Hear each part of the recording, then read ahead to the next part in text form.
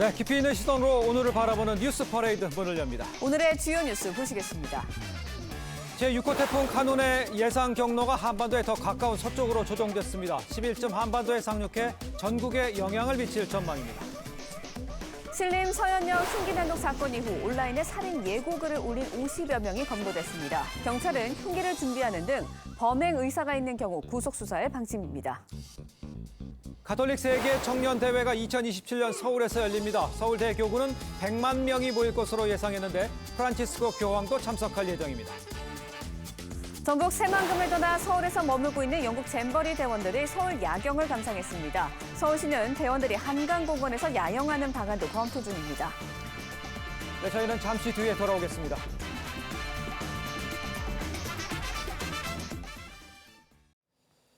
시청자 여러분 안녕하십니까? 불볕더위가 오늘도 기승을 부릴 것으로 예상되는 가운데 이번 주엔 전국이 6호 태풍 카눈의 직접 영향권에 들 것으로 보입니다. 기상청은 카눈이 강도 중해 태풍으로 세력을 유지하면서 오는 10일쯤 부산 인근 해상에 온 뒤에 한반도를 관통할 것으로 예보했습니다. 첫 소식 이상배 기자입니다. 6호 태풍 카눈은 현재 일본 오키나와 북동쪽 해상을 지나고 있습니다. 카눈은 중심기압 970헥토파스칼로 초속 35m의 강풍을 동반하고 있는 것이 특징입니다. 카눈의 영향으로 오키나와엔 어제 정오부터 오후 1시까지 시간당 49mm의 폭우가 쏟아졌습니다. 강풍도 몰아치면서 항공편도 모두 결항돼 이틀째 하늘길도 묶인 상태입니다. 기상청은 태풍이 오키나와를 관통한 뒤 방향을 완전히 틀어 우리나라로 향할 것으로 보고 있습니다. 북진 속도를 감안한다면 카눈은 10일 오전 3시쯤 부산 인근 해역에 다다를 것으로 보입니다. 이번 태풍은 반경이 최소 290km로 넓기 때문에 북상시 전국이 태풍의 직접 영향권에 속할 것으로 보입니다. 폭우와 강풍으로 인한 산사태 피해 등 안전에 각별한 주의가 요구됩니다. 태풍의 북상으로 폭염과 열대야도 당분간 이어질 것으로 전망됩니다. 오늘 전국 대부분 지역에서 구름이 많겠고 더위도 이어질 전망입니다. 낮 최고 기온은 서울 36도, 광주 37도, 부산 34도 등 전국 대부분 지역이 35도를 웃돌겠습니다. 서울과 인천, 경기, 충청권에선 곳에 따라 소나기가 오는 곳도 있겠습니다. TV조선 이상배입니다.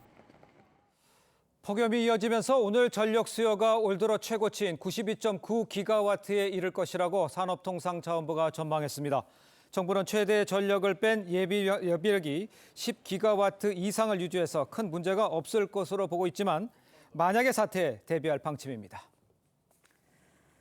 네, 전 세계 가톨릭 젊은이들의 대축제인 세계 청년대회가 2027년 서울에서 열립니다. 최대 100만 명에 이르는 전 세계 가톨릭 청년이 참가할 것으로 예상이 되는데 교황의 네 번째 방한도 성사될 것으로 기대됩니다. 최원희 기자의 보도입니다. 포르투갈 리스본에서 열린 세계 청년대회 폐막미사. 교황이 차기 대회 개최지를 발표하자 박수가 터져나옵니다.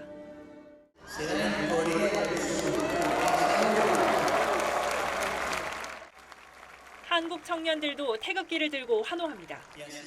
It's unbelievable that I heard the Pope said next February is in Korea. It's amazing. 세계 청년대회는 전 세계 가톨릭 청년들이 한자리에 모이는 최대 축제입니다. 1984년 교황이 바티칸에 세계 젊은이들을 초대해 대화를 나눈 게 시초가 됐습니다. 아시아에서 개최되는 건 필리핀에 이어 두 번째로 가톨릭교계에서 한국의 위상이 한층 높아졌다는 평가가 나옵니다. 1980년대 두 차례 방한한 요한 바오로 2세 교황, 2014년 프란치스코 교황에 이어 네 번째 교황 방한도 성사될 예정입니다. 경제 문화적 특수도 예상되고 있습니다. 전 세계의 수많은 청년들을 맞이하기 위한 대규모 행사를 치르기 위해서는 준비해야 할 것이 참 많다는 점을 인식하고 있습니다. 막판까지 유치에 발벗고 나섰던 서울대교구는 최대 100만 명이 참석할 걸로 내다보고 있습니다. TV조선 최원입니다. 새만금 잼버리 야영지를 나온 영국 스카우트 대원들이 어젯밤 서울 야경 관광에 나섰습니다. 대원들은 광화문과 여의도, 반포대교를 버스로 누비고 남산에서는 서울 야경을 배경으로 추억을 남겼습니다. 정준영 기자의 보도입니다. 줄지어 투어버스에 오르는 영국 스카우트 대원들. 무더운 열대야에 연신 부채질을 하다가도 버스가 출발하자 두 팔을 벌려 환호성을 지릅니다. 근사한 야경에 엄지를 치켜 세우고 스마트폰으로 정신없이 창밖 풍경을 담아냅니다. 전북 새만금을 떠나 서울에 머무르는 영국 대원들을 위해 서울시가 마련한 관광 프로그램입니다. 영국 대원 155명은 투어버스 4대에 나눠 타고 서울 광화문 청계광장과 여의도 반포대교를 누볐습니다. 남산에선 서울 야경을 배경으로 단체 사진을 남겼습니다. We are really excited to be here in Seoul. It's an incredible city that we are really looking forward to seeing so much more of. 올림픽대로를 달리던 중 투어버스 한 대가 앞승용차를 들이받았지만 부상자는 없었습니다. 오세훈 서울시장은 어제 영국 스카우트 연맹 대표와 긴급 면담을 갖고 야영을 원할 경우 한강공원에서 수경하는 방안을 제안했습니다. 서울시는 영국 이외 다른 잼버리 참가자를 대상으로도 서울광장과 광화문광장, 여의도 한강공원을 제공하는 등 추가 대책을 검토하고 있습니다. TV조선 정준영입니다. 민주당 김은경 혁신위원장이 남편과 사별 후 시부모를 18년 동안 모셨다고 거짓말을 했다는 주장이 제기됐습니다. 김 위원장은 아직까지 직접적인 입장을 내놓지 않고 있습니다. 황변중 기자의 보도입니다. 지난 3일 대한노인회를 찾은 김은경 혁신위원장은 자신의 노인 폄하 발언을 사과하며 남편과 사별 후 18년간 시부모를 모셨다고 했습니다. 시댁 어른들은 남편 사후에 제가 18년을 모셨어요. 부모님 모시고 혼자 지금까지 살아왔거든요. 하지만 스스로를 김 위원장의 시누이라고 밝힌 김진아 씨는 온라인에 장문의 글을 올려 김 위원장은 단 한 번도 시부모를 모시고 산 적이 없다고 반박했습니다. 또 남편 사망 이후 명절은커녕 남편 제사에도 참석하지 않았다며 지난해 말 시아버지가 돌아가시자 장례식장에 와 금감원 부원장 이름으로 들어온 부의금을 챙겨갔다고 주장했습니다. 미국에 체류 중인 김 씨는 TV조선과의 통화에서 18년간 시부모를 모셨다는 게 명백한 거짓이기에 글을 쓰게 됐다며 글에 쓴 내용은 전부 사실이라고 했습니다. 그러면서 김 위원장 측에서 반박한다면 자료를 공개하겠다고 했습니다. TV조선은 김 위원장의 입장을 듣기 위해 수차례 전화와 문자 메시지를 보냈지만 아무런 답을 듣지 못했습니다. 또 2명의 혁신위 대변인에게도 사실 확인을 위해 여러 차례 연락했지만 답을 듣지 못했습니다. 당 지도부는 김 위원장의 개인사라며 말을 아꼈습니다. 개인사에 관한 것이라 제가 언급하기는 적절치 않다. TV조선 황병준입니다. 자, 중단 위기를 맞았던 이 잼버리 대회 가까스로 안정을 찾아가고 있는 상황이죠. 여야 간에는 부실 운영의 책임을 놓고 공방이 벌어지고 있습니다. 두 분과 함께 정치권 소식 좀 자세히 짚어보도록 하겠습니다. 윤희석 국민의힘 대변인, 정기남 전 민주당 선대위 대변인 나오셨습니다. 안녕하십니까? 안녕하세요. 네, 반갑습니다. 자, 여당 문재인 정부 당시 잼버리 대회가 유치된 점을 지적하고 있고요. 야당은 대회를 개최한 현 정부의 책임을 묻고 있습니다. 여야 목소리 함께 들어보도록 하겠습니다.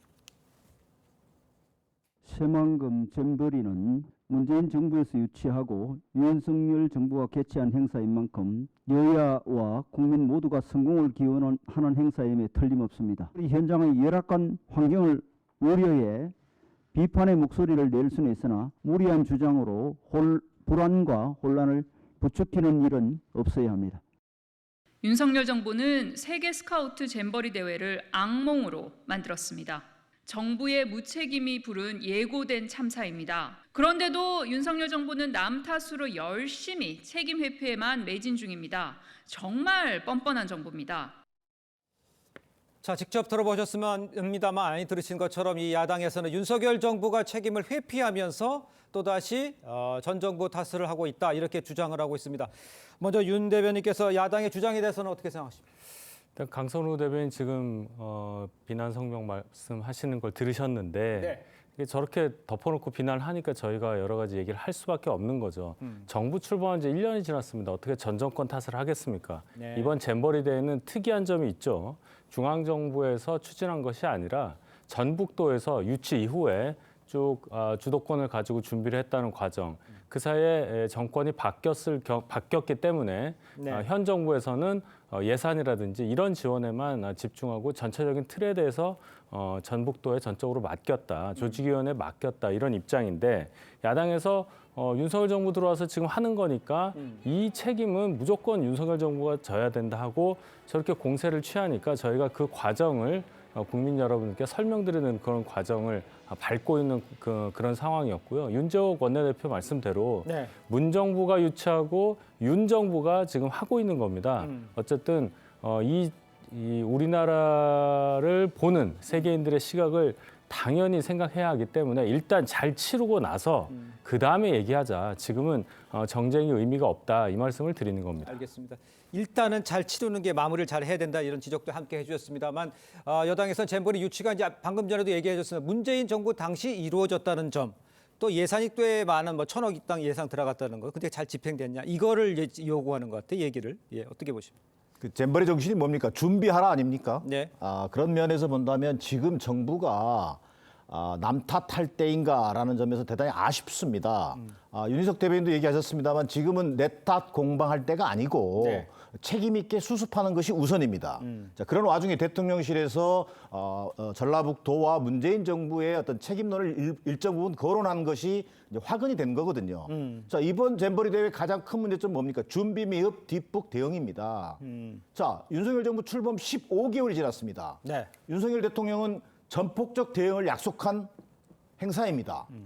자, 막대한 예산을 투입하고도 국격을 실추시키고 이런 어떤 이 대회를 치른 것에 대해서 이 정부의 책임은 누구에게 탓할 수 있는 상황이 아닌 것이죠. 내 탓 공방 이전에 저는 이번 행사를 최대한 수습하고 처리한 이후에 자, 정부는 어디서부터 이런 부끄러운 문제가 시작됐는지 이런 것들을 점검하고 어떤 책임 있는 자세를 취하는 것이 그것이 우선으로 보여집니다. 일단 잘 맞춰야 한다는 데는 여야가 생각이 같은 것 같습니다.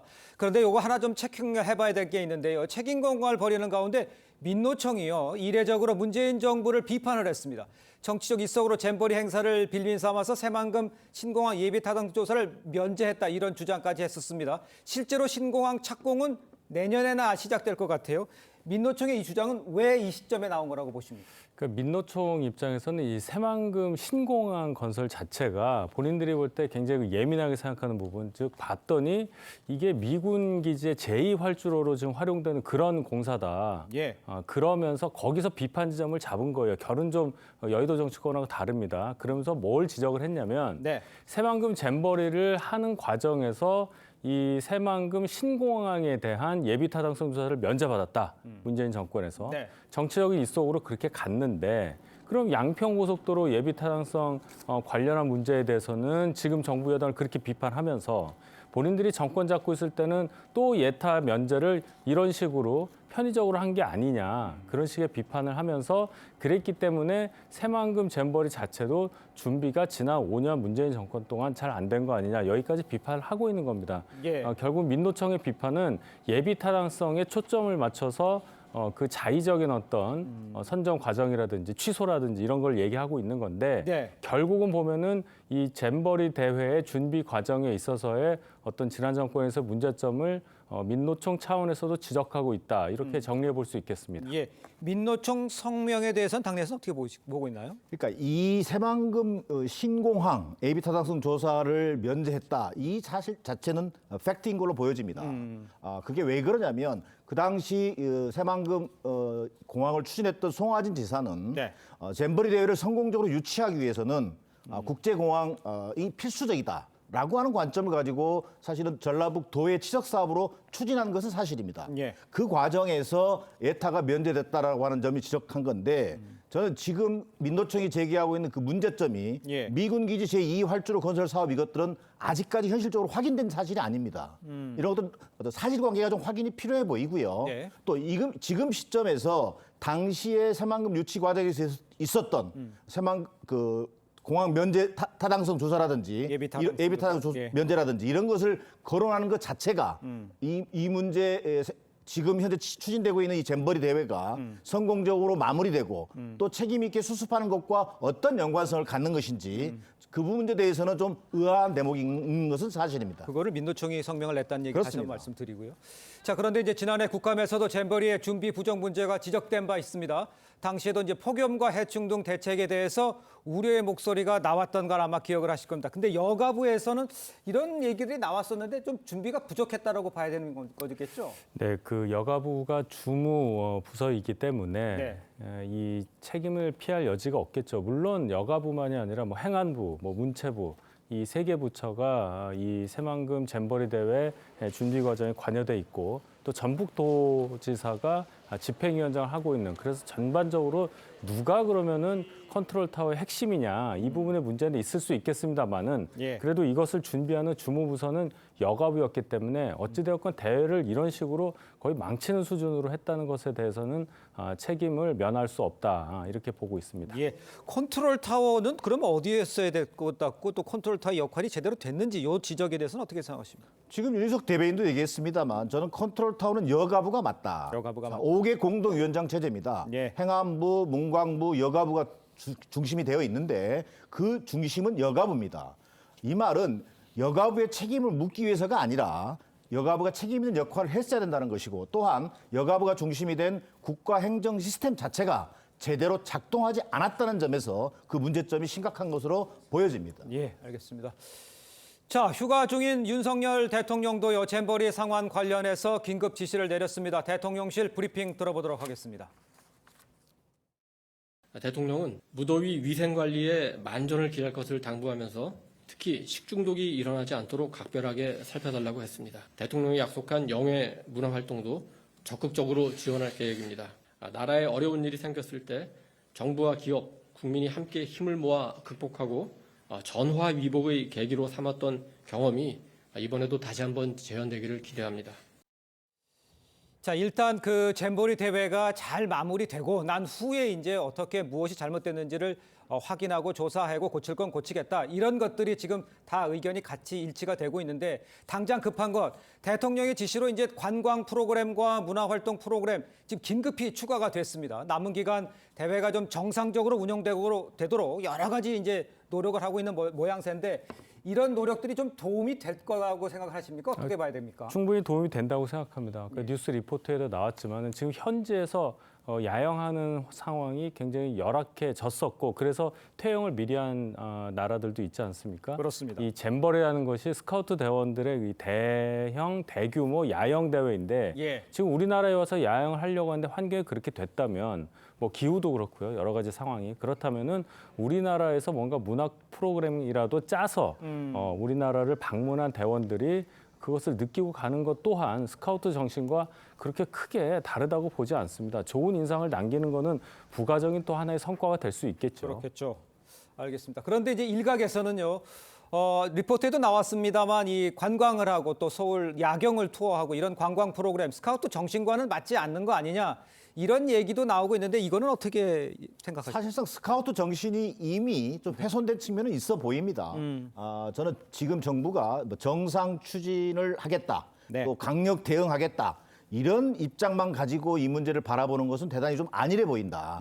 그동안의 준비 부족, 운영 미숙이라고 하는 점에서 더 나아가서 지금은 청소년들의 어떤 건강, 안전을 최우선으로 하는 비상 대책을 만들어서 진행하는 것이 맞다. 그런 의미에서 문화체험 등으로 활용하면서 나름대로 마지막 일정 자체를 탄력적으로 운영하는 것이 적극 검토될 필요가 있다고 보여집니다. 예, 그럼 그렇게 얘기를 하셨는데 그렇다면 지금 추진하고 있는 여러 가지 뭐 각 지자체, 뭐 템플도 사찰에서도 묻고 여러 가지 방법이 동원되고 있지 않습니까? 그 방향은 옳다고 보시는 거예요? 저는 불가피하면서도 바람직한 방향으로 보여집니다.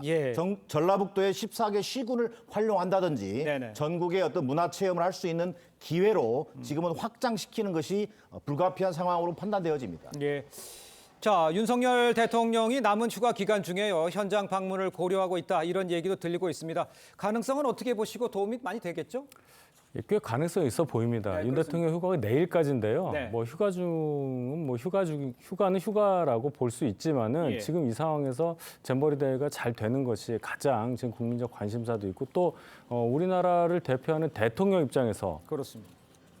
전 세계 나라에서 이렇게 잼버리 대회를 왔는데 이 대회 준비가 잘 안 되는 상황 당연히 염려가 되기 때문에 네. 대통령이 이 개영식뿐만이 아니라 중간에 이렇게 오셔서 지금 진행 상황에 대해서 점검하고 하는 과정도 또한 크게 도움이 되리라 저는 이렇게 봅니다. 알겠습니다.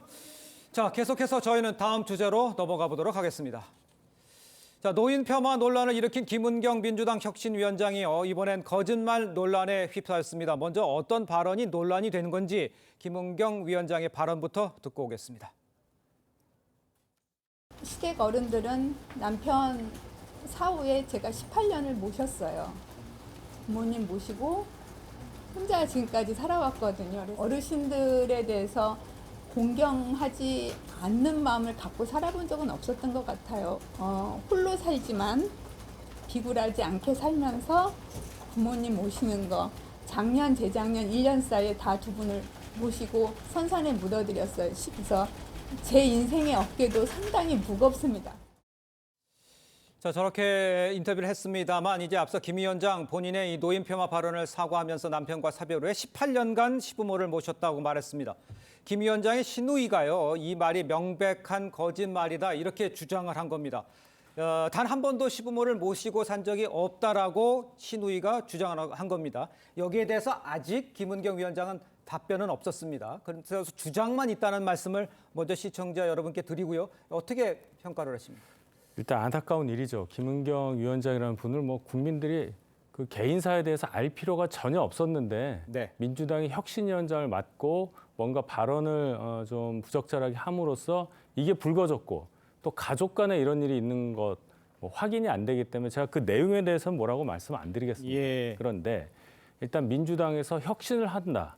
이런 어떤 가치를 들고 혁신위원회를 출범시킬 때는 그 위원장에 대한 인선 과정을 좀 더 철저히 했어야 하는 거다. 이 비판은 하지 않을 수가 없는 것이죠.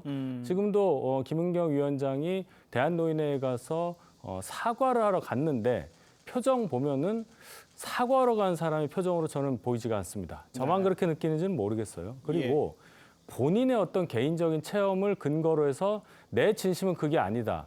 이렇게 얘기한 화법은 누구에게도 그 설득력이 없어 보여요. 왜냐하면 그 사람의 개인적인 생활을 본인밖에 모르기 때문입니다. 네. 정치적인 수사법에 미숙하다 이런 지적을 또 안 할 수가 없고요. 결과적으로는 김은경 위원장의 혁신위원장 선임이 잘못됐다. 이것만 또 도드라지는 그런 하나의 사건이 아닌가 이렇게 봅니다. 예, 만약에 사실이라면 네, 그렇습니다. 달아야 됩니다. 예, 예. 자, 김 위원장의 시누이 김 위원장이 명절은커녕 남편 제사에도 참석하지 않았다 등의 아주 내용을 보면 아주 구체적으로 상황이 언급이 되어 있습니다.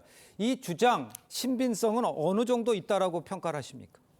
뭐 개인사이고 가족사인데 그 주장의 신빙성을 얘기하기는 좀 대단히 좀 어려운 측면이 있다고 생각합니다. 예. 그러나 전체적으로 시누이 입장에서 그동안에 있었던 가족사를 쭉 어떤 제기했다는 측면에서는 이 문제에 대해서 주장의 신빙성 여부를 떠나 네네. 김은경 위원장이 어떤 그 책임 있는 답변을 하는 것이 가장 중요해 보입니다.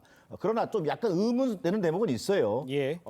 시누이 얘기 중에 네네. 명절은커녕 남편 제사에도 참석하지 않았다 이런 대목인데 네네. 뭐 다른 주장의 신빙성과는 상관없이 예. 남편 제사는 김은경 위원장이 치르는 거 아닌가요? 그 대목이 좀 이상하더라고요. 네네. 자, 어찌됐든 김은경 위원장의 노인 폄하 논란, 그다음에 가족사 논란 이런 것 자체가 당의 입장에서는 부담이 가중되는 상황인 것만은 맞습니다. 예, 그러니까 내용을 직접 좀 들여다보면 물론 맞는 부분도 있겠지만 그 안에 대해서 내용이 조금 다 예상치 못하게 다를 수도 있는 부분도 있을 수 있겠다라는 생각이 드셨다 이런 얘기이신가요? 알겠습니다. 자, 이런 가운데 김 위원장 시누이의 주장이 사실로 밝혀진다면요, 김 위원장이 거짓말하면서 노인 폄하 논란에 사과한 셈이 되는 겁니다. 김 위원장. 근데 왜 그렇다면 물론 저쪽 그 시누이의 말이 전적으로 다 맞다라고 지금 단정할 수는 없습니다만 왜 그럼 저런 언급을 했을까? 이렇게는 어떻게 이해를 할 수 있을까요? 그 발언을 사과를 해야 하는데 본인의 진심은 그게 아니었다는 얘기를 하다 보니 예. 본인의 이제 개인적인 개인사를 얘기하면서 그것을 설득력 있는 발언으로 바꾸겠다 뭐 이런 생각을 했겠죠. 예. 김은경 위원장이 완전히 거짓말했다고 저는 생각하지는 않아요. 그런데 아까도 말씀드렸지만 그 정치적으로 또는 그 사과가 짧아야 되지 않습니까? 네. 그냥 사과는 죄송하다고 굉장히 공손한 태도를 보이는 것. 그래서 사과 받는 쪽에서 그것을 인정하는 게 중요한데 네. 변명을 하잖아요. 그 변명이 길어지니까 이런 문제도 일어나는 거고 정치적 수사에 능하지 않다라는 말씀 드린 것이 바로 그겁니다. 왜냐하면 해석에 대한 다툼이 발생할 수 있기 때문입니다. 그렇습니다. 일단 그 김 위원장의 신우이는요. 김 위원장이 반박을 한다면 아직 반박이 없습니다. 자료를 공개하겠다 이런 입장까지 밝혔습니다. 김 위원장은 아직 반응이 없는 상황이고요. 침묵은 더 논란을 키우는 것 아닌가 이런 생각도 듭니다. 민주당에서는 침묵하고 있는 김 위원장, 뭐 오늘이라도 뭐 반박할 수 있고 발표를 할 수 있겠습니다만 침묵하고 있는 이 상황은 어떻게 이해를 하고 계십니까? 그냥 개인사라고 생각하는 건가요? 그렇지는 않죠. 예. 지난번에도 노인 평화 발언 이후에 예. 김은경 위원장이 사과하는데 나흘이 걸렸습니다. 네. 그러면서 오히려 이를 키운 측면이 있습니다. 중요한 것은 지금 사실 여부를 떠나서 논란 자체가 문제입니다. 이 문제에 대해서 김은경 위원장이 늦지 않게 책임 있는 모습을 보여주는 것이 중요한 시점으로 보여집니다. 네, 알겠습니다. 노인 폄하 논란에 거짓말 논란까지 더해지면서 김은경 리스크가 커지고 있는 상황이죠.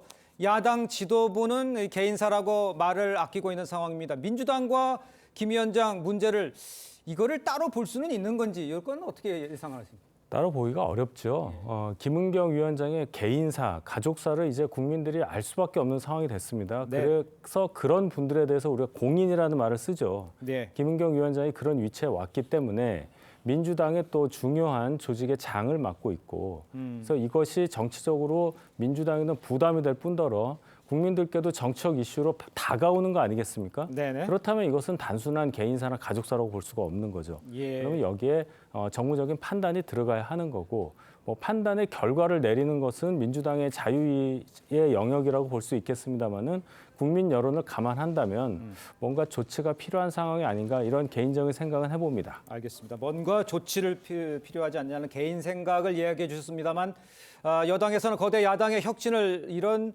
부류에 맡긴 사람도 같은 부류로 보인다 이렇게 공세에 나섰죠. 여당의 비판 어떻게 평가하십니까? 뭐 민주당의 문제인데 뭐 내부의 여당이 이렇게까지 정치 공세 차원에서 비판하는 것은 그닥 적절해 보이지 않고요. 예. 오히려 이건 민주당 입장에서 앞서도 얘기했습니다만 노인 폄하 발언에 대한 이재명 대표의 어떤 책임 있는 사과 그리고 이번 혁신 현장 논란에 대한 또 수습 이것이 지금 급한 상황으로 보여집니다. 이것을 또 역시 차일피일 미루다 보면 예. 또 다른 어떤 위기를 초래하는 하나의 가능성이 높다는 점에서 예.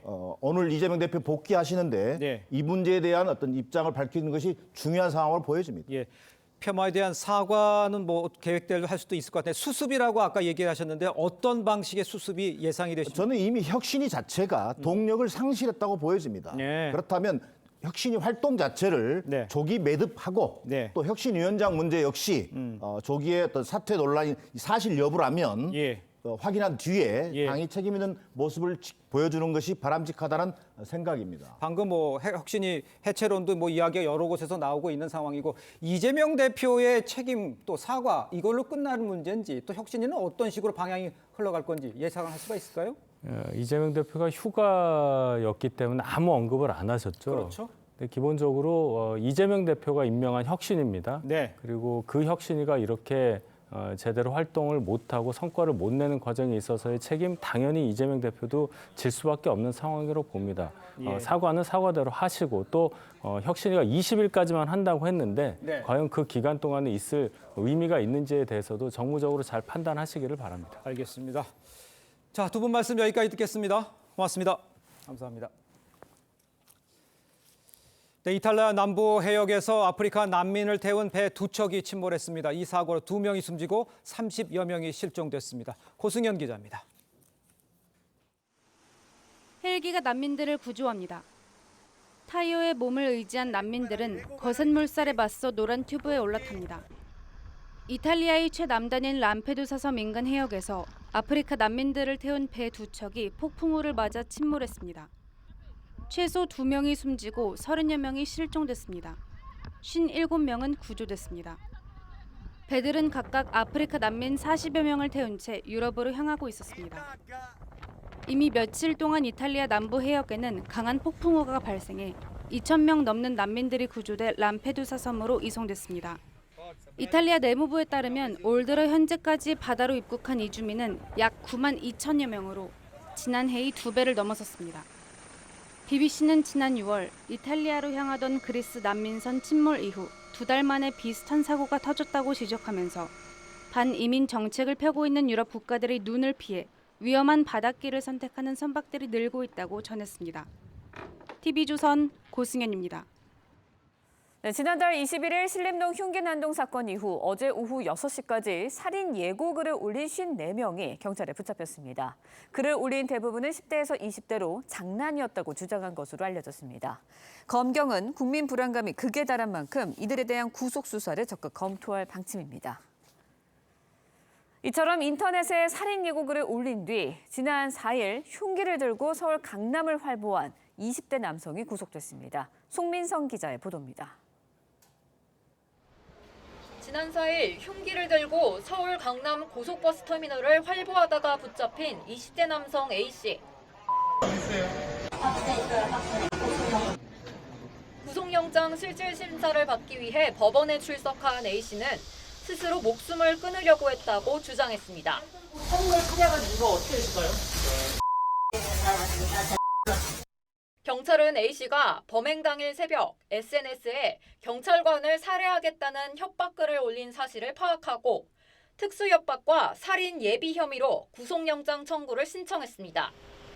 법원은 도주 우려가 있다며 A씨에 대한 구속영장을 발부했습니다. 경찰은 살인 예고가 시민 안전을 위협하는 심각한 범죄 행위라며 강력 대응을 시사했습니다. 피의자 검거 후 수사 과정에서 구체적인 범죄 실행 의사가 확인되는 경우에는 구속 수사를 적극 진행하겠습니다. 이원석 검찰총장도 살인 예고에 대해 살인 예비와 공무집행 방해 등의 법령을 적극 적용하라고 지시했습니다. TV조선 송민선입니다.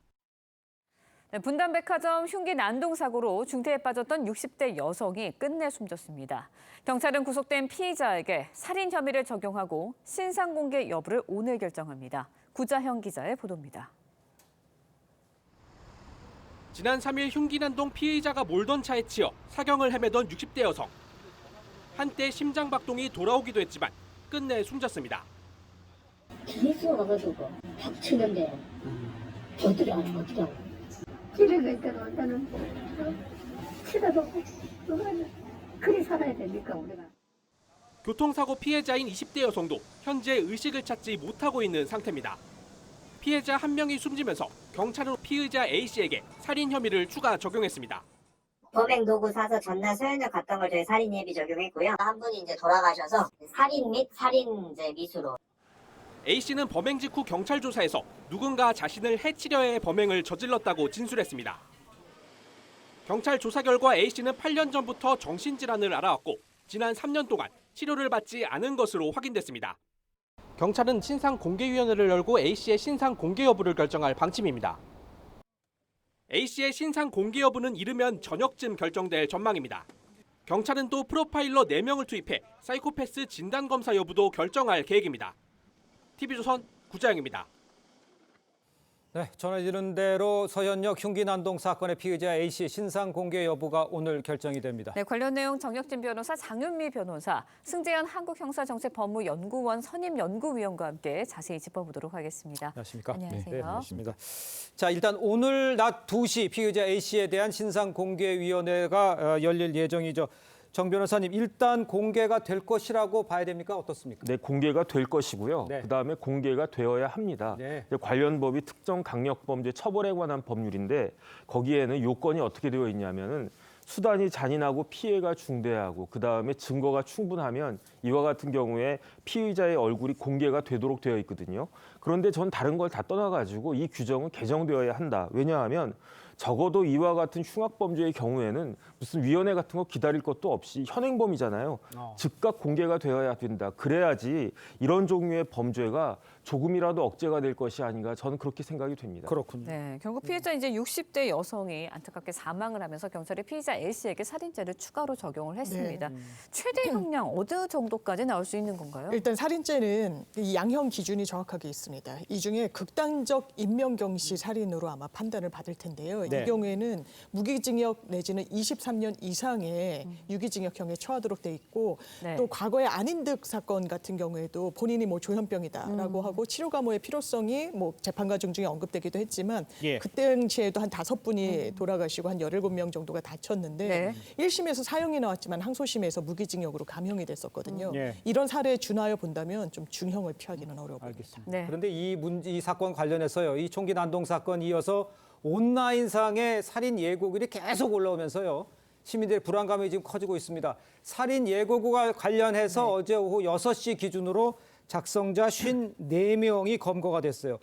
야, 이 살인 예고글을 올리는 심리 이거는 어떻게 이해해야 되고 이걸 어떻게 관리를 해야 됩니까? 뭐 기본적으로 나이와 사람의 상태를 좀 살펴야 되는데 네. 나이는 아마 10대에서 20대가 가장 많을 네. 거예요. 그리고 10대, 20대가 잡히고 난 다음에 하는 말은 장난이었다라는 말을 할 겁니다. 그 이유는 뭔가 하면 10대, 20대의 삶을 한번 우리가 찾아보면 10대, 20대는 우리 성인들만 하더라도 사회 내에서 자기의 질서를 배웠는데 10대, 20대는 거의 대부분 자기의 삶을 인터넷에서 뭐 많은 활동을 하고 인터넷에서 올라오는 좋아요, 인터넷에서 올라오는 댓글로 자기들의 삶의 존재를 생각했는데 지금 저런 거를 올리고 나면 뭐 그냥 인터넷에서 굉장히 댓글이 폭주하고 있는 그런 상황이면 그 안에서 그들이 느끼는 그 기쁨, 희열 이런 것들이 조금 있었을 거예요. 하지만 이러한 기쁨과 희열은 절대로 이들의 미래를 지울 수 있는 굉장히 심각한 범죄라는 걸 분명히 인지시켜야 됩니다. 이러한 장난을 분명히 건절시키기 위한 가장 좋은 방법은 확실한 검거와 그들에게 부여될 수 있는 최고의 형량을 부여하면 네. 이런 어떤 장난글은 없어질 수 있기 때문에 예. 과거와 같이 그냥 단순한 경범죄처벌법 아이들의 치기 어린 행동으로 치부해서는 안 된다 이런 말씀드리겠습니다. 네, 말씀 주셨지만 검거된 피의자 상당수 장난이었다고 이야기를 하고 있습니다. 그러니까요. 하지만 이제 검경에서는 구속 수사 방침을 검토하고 있다고 하는데 예사롭게 지나쳐서는 안 되는 이유 어디 있다고 봐야 할까요? 네, 이 부분이 상당히 뭐 장난이다라고 당사자들은 이야기하고 있지만요. 실제로는 정말 이런 위기 상황에 편승해서 굉장히 악질적인 부분이 분명히 있습니다. 네. 그렇지만 현행법으로는 이 정보통신망법이나 아니면 경범죄처벌법 등으로 다스리고 있기 때문에 이 부분과 관련해서 좀 더 엄중한 처벌이 필요하다. 이게 장난 신고다라고 해서 실제로 현장에 경찰이 출동하게 되거나 하는 경우에는요.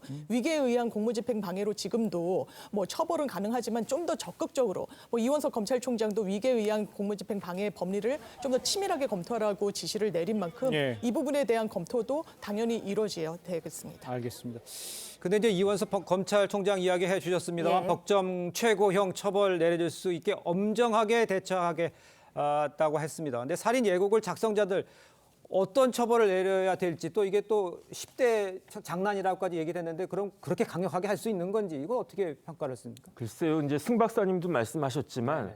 동기는 장난일 수 있어요. 네. 하지만 처벌은 장난이 아니거든요. 왜냐하면 SNS 특성상 순식간에 전파돼서 사회적인 불안이 야기되고 있지 않습니까? 네. 거기에다가 말이 씨가 되기 때문에 이런 경우에 실제로 그런 행위가 발생하지 않는다고 이야기할 수가 없단 말이죠. 예. 그런데 살인 예비죄가 형량이 얼마냐면 10년 이하 징역이에요. 그렇기 때문에 장난으로 했다라고 이야기를 했어도 법정형이 10년 이하이기 때문에 이런 심각한 형사처벌이라고 하는 그런 가능성이 발생할 수 있기 때문에 예. 이런 장난은 치면 안 되고요. 이런 장난을 갖다 했을 경우에는 거기에 상응한 처벌이 반드시 있을 것이다. 지금 같은 분위기에서는 이걸 명심해야 될 것 같습니다. 네, 승재영 위원장님. 살인 예고글을 우리가 그냥 이렇게 예사롭게 넘기면 안 되는 이유 어디 있다고 보시나요? 혹시 뭐 시청해 본 지금은 이제 많이 들어보셔서 아시겠지만 미국의 외로운 늑대라는 게 있었습니다. 예. 2010년 그 CIA 국장이 외로운 늑대가 미국 사회에 가장 위험한 사람이 될 것이라고 이야기하고 여기에 대해서 미 연방 법무부가 이러한 외로운 늑대와 유사한 사건을 이제 전수조사하게 됩니다. 예. 그래서 과거에 있었던 게 124건이 이제 발견되게 되고 거기서 공통된 점은 한 3가지 정도 발견하게 되는데 예. 그 중에 가장 이제 3번째 정도에 이제 가장 나온 내용 중에 하나가 이러한 어떤 그 외로운 늑대가 테러를 할 때 그냥 단순히 한 번에 테러를 하는 게 아니라 분명히 예고글을 남겼는 거예요. 그리고 지금 같은 경우에 이거 최 씨도 그 전에 자기의 인터넷에 분명히 자기가 이런 행동을 하겠다라는 그 예시를 남긴 글들이 있기 때문에 단순히 이러한 어떤 치기 어린 장난도 있을 수 있지만 이 안에는 분명히 실행이 가능한 그러한 어떤 테러의 예고글도 있을 수 있는 거예요. 그래서 경찰이 너무 답답한 거예요. 그냥 이게 뭐 국민들의 입장에서는 뭐 어떤 그 특정 그 단체에서는 뭘 장갑차를 세상에 내어보내냐, 이건 오히려 또 하나의 어떤 국민들에게 위해를 가하는 공포심을 가하는 게 아니냐, 이렇게 생각하는데 정말 일어날 수 있어요. 미국에서 124건 중에 분명히 예고글이 올라오고 그 예고글이 결국 실형으로 나아갔기 때문에 그러한 어떤 시민들의 생명과 그다음에 재산을 막는 데에는 한치의 빈틈도 없어야 되고 저는 차선이 아니라 최선을 해야 된다는 입장에서 지금 같은 경우에는 그걸 진압하기 위해서 분명히 국가 공권력은 적극적인 어떤 활동이 필요하다는 말씀드리겠습니다. 장미 변호사님, 지금 승재현 위원께서도 지적을 해주셨습니다.만 장난이라고 이렇게 해버리니까 실제로 지금 아까 말씀하신 대로 외로운 늑대 이런 사람들이 올린 실제 잡아내야 되는 것들도 있잖아요. 이게 혼재되니까 경찰이 정말 어려울 것 같아요. 어떤 식으로 단속을 해야 이걸 좀 막을 수 있을까요? 지금 짚어주신 대로 미국에서 이른바 외로운 늑대 굉장히 사회 위해가 된다고 해서 사실상 심리적 부검을 해봤습니다. 그랬더니 전조 증세가 있었던 거예요. 이런 예고글이 그냥 예고글에 그친 경우도 있지만 실제 범죄로 이건 그냥 강력 범죄입니다. 정말 무차별적인 시민들이 피해를 보는 범죄인데 그런 전조 증세를 보였단 말입니다. 그렇다면 현행 규정대로 그냥 경범죄 등으로만 의율하고 말 것인지 최근에도 그래서 이 신림동에서 내가 누군가를 살해하겠다고 예고글을 올리고 흉기를 구입한 청년이 있었습니다. 구속했고요. 실제로 고속버스 터미널에서 잡힌 20대 같은 경우에도 뭐 사제총인 줄 알았지만 장난감 총을 갖고 있었고 흉기는 실제로 소지하고 있었습니다. 그 전에 경찰관을 살해하겠다는 예고글을 올렸거든요. 그래서 단순히 이게 장난이 아니라 실질적으로 실행에 옮겼다라고까지 봤기 때문에 살인 예비죄로 현재 수사를 받고 있습니다. 네, 흉기 난동 사건을 이제 막기 위해서 경찰이 물리력을 적극적으로 활용할 수 있도록 책임을 면제해야 된다라는 의견도 나오고 있거든요.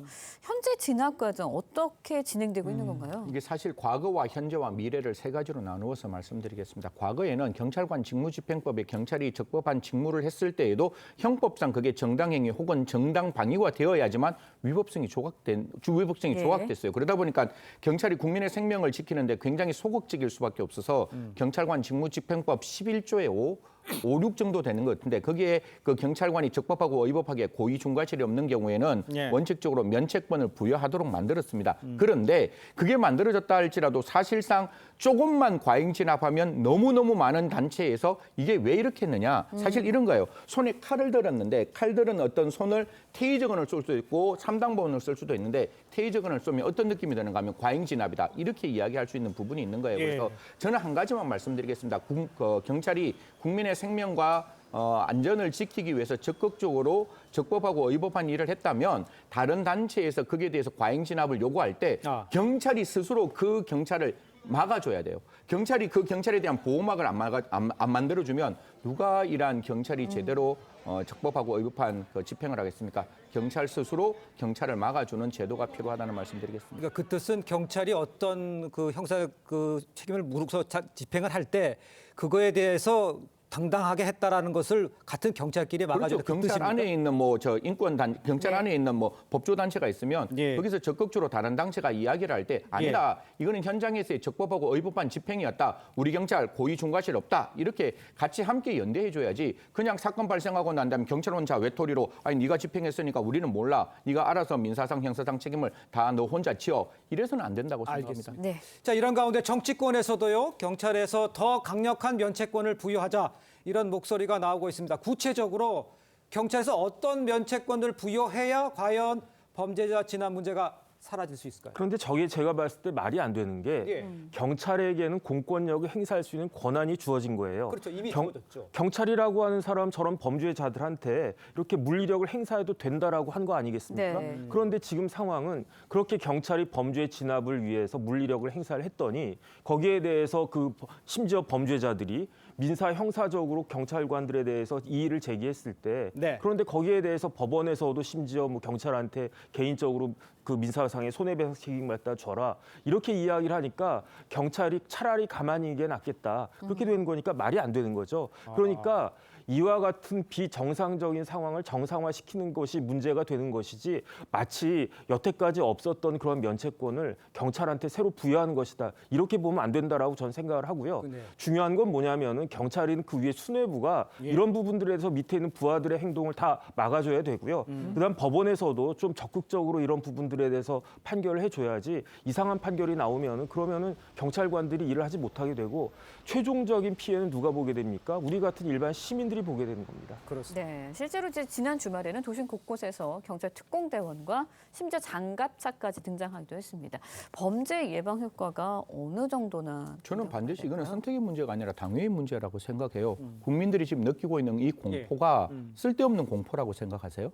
저는 아니라고 생각하거든요. 합리적인 공포라고 생각하고 시민들이 느끼는 그 염려가 정말 어떻게 보면 필요 없는 염려라고 생각하시나요? 저는 아니라고 생각하거든요. 그거는 정말 어떻게 보면 타당한 염려면 그 염려에 대해서 정말 이런 댓글이 나오지 않도록 국가 공권력은 적극적으로 동원이 되어야 하고 아까 제가 말씀드렸잖아요. 만약에 장난글은 저렇게 장갑차 딱 나오고 그다음에 1시간 반에 검거되고 그리고 확실하게 처벌된다면 막을 수 있는 부분이에요. 그리고 그 100건이나 200, 만약에 100건이라고 치면 100건 중에 한두 건이라도 정말 실질적인 어떤 테러 행위의 가능성이 있었으면 장갑차가 나가고 우리 윤희건 경찰청장이 말했다시피 그 테러범을 직접적으로 잡아야 되는 순간이기 때문에 지금 이 순간에는 저게 필요하다. 물론 일상이 늘 저래서는 안 되겠지만 지금은 꼭 필요한 조치다라는 말씀 드리겠습니다. 지금은 꼭 필요한 조치다라고 주장을 해주셨지만 그런데 이제 이처럼 어떻게 보면 좀 위압적일 수 있습니다. 이런 풍경이 일상화될 경우에 오히려 시민들의 불안을 가중시키고 또 상권이 위축되는 거 아니냐 이런 부작용도 분명히 있는 건 사실인 것 같은데요. 그런데 생각하기 나름인 것 나름입니까? 같아요. 왜냐하면 지금같이 대도시에 이제 가장 번화가에서 백화점에서도 저런 일이 벌어지고 있는데 장갑차나 아니면 경찰 특공대가 옆에 있다라고 하는 것이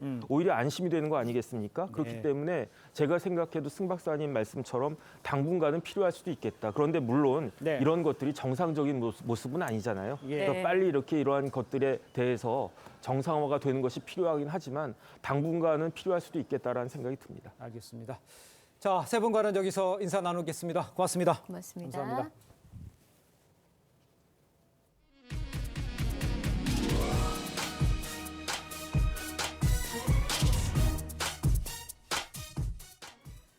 네, 최근 미국 법원이 가상자산의 법적 지위에 대해 상반된 판단을 내놓고 있습니다. 핵심 쟁점인 증권성 논의가 무엇인지 정준영 기자의 보도입니다. 지난달 13일 미국 뉴욕 남부연방법원은 가상자산 리플이 증권이 아니라고 판단했습니다. 투자된 돈이 공동의 사업에 쓰이고 타인의 노력으로 투자 이익이 발생하면 전통적인 증권에 해당하는데 일반 대중에 판매된 리플은 이 기준을 만족하지 않는다는 이유였습니다. 판결이 나오자 가상자산 업계는 환호했습니다. 하지만 보름 뒤쯤인 같은 달 31일 뉴욕 맨해튼 연방법원은 테라 루나가 증권에 해당한다며 앞선 판결의 논리를 뒤집었습니다. 개별 가상자산마다 특징이 다르기 때문에 일률적 판단이 어려운 겁니다. 가상자산이 증권으로 인정돼 현행법 적용을 받으면 투명성은 높아지고 투자자는 더 두텁게 보호되는 반면 탈중앙화라는 본래 가치는 빛이 발할 수밖에 없습니다. 이런 사안을 두고 보름 사이에 미국 법원에서 서로 상반된 해석이 나온 겁니다. 이 때문에 가상자산 발행 단계부터 법으로 규율하자는 주장도 제기됩니다. 코인을 만드는 기준을 만들어서 통제를 하게 되면 증권성 판단은 나중에 하더라도 코인 발행의 질서가 좀 옛날보다는 확립이 될 거다. 국내 금융당국은 지난 2월부터 증권성 판단 관련 체크리스트 마련에 나섰지만 아직 최종 결론을 내리지는 못했습니다. TV조선 정준영입니다. 네, 렌즈에 담긴 그 순간 그 의미를 짚어보는 시간이죠. 사진 기자가 선택한 아침의 현장입니다. 오늘은 조선일보 사진부 오종찬 기자와 함께합니다. 안녕하세요. 오늘 아침에 볼 사진 어떤 건가요? 네, 지리산의 한 사찰에서 참석자들이 모기장 안에서 영화를 감상하고 있는 장면입니다. 요즘 열대야가 계속되면서 밤에 잠 못 이루는 분들 많으실 텐데요. 열대야를 이겨내기 위해서 구례 화엄사에서 이색적인 영화제가 열렸습니다. 현장을 직접 찾아가 봤습니다. 전남 구례군 화엄사 마당에 모기장 100여 개가 설치됐습니다. 참석자들은 모기장 속에서 스크린을 통해 영화 음악을 감상했습니다. 영화에 등장하는 명곡들이 영화의 한 장면과 함께 어둠이 내린 사찰에 울려 퍼졌는데요. 지리산 자락에서 불어오는 서늘한 바람 덕분에 잠시 열대야를 잊을 수 있었습니다. 네, 보기만 해도 무척 시원해 보이는데요. 열대야가 계속되면서 요즘 서울 도심에서도 밤에 무더위 때문에 밖으로 나오는 분들 많을 것 같네요. 그렇습니다. 낮에는 폭염이 이어지다가 밤에도 기온이 떨어지지 않으면서 도심의 밤 풍경도 조금 달라졌습니다.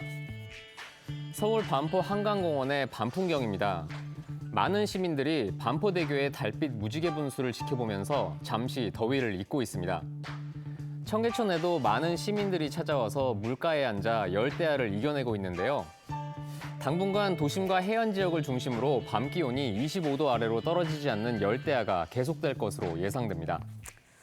열대야를 이겨내는 방법도 다양한데요. 열대야는 무엇보다 충분한 수면이 중요하다고 합니다. 건강 잘 챙기시기 바랍니다. 지금까지 아침의 한장이었습니다. 오늘도 무더위가 이어집니다. 강원 영동과 경북 산지를 제외한 전국에 폭염특보가 내려져 있고요. 서울의 낮 기온 36도로 어제보다 더 덥겠습니다. 광주도 37도까지 오르겠고요. 동풍이 불어드는 동해안 지역은 강릉이 29도 등으로 상대적으로 더위가 덜하겠습니다. 현재 강원 영동에 호우특보가 발효 중인 가운데 비가 이어지고 있는데요. 내일까지 많게는 200mm 이상의 비가 더 내리겠고요. 경북 동해안에도 최대 60mm 정도가 예상됩니다. 대기 불안정으로 내륙 곳곳에는 5에서 최대 70mm 이상의 소나기가 지나겠습니다. 낮 기온 자세히 보면 청주와 대전이 36도, 대구가 35도까지 오르겠고요. 속초는 28도에 머물겠습니다. 태풍 카누는 오늘 방향을 틀어서 북쪽으로 향하겠습니다. 목요일 오전쯤에는 경남 해안에 상륙할 전망인데요. 태풍의 영향으로 모레 수요일부터 전국에 비바람이 예상됩니다. 날씨였습니다. 네, 이상으로 월요일 아침 뉴스 퍼레이드 마칩니다. 네, 저희는 내일 아침 7시 30분에 다시 찾아뵙겠습니다. 시청해주신 여러분 고맙습니다.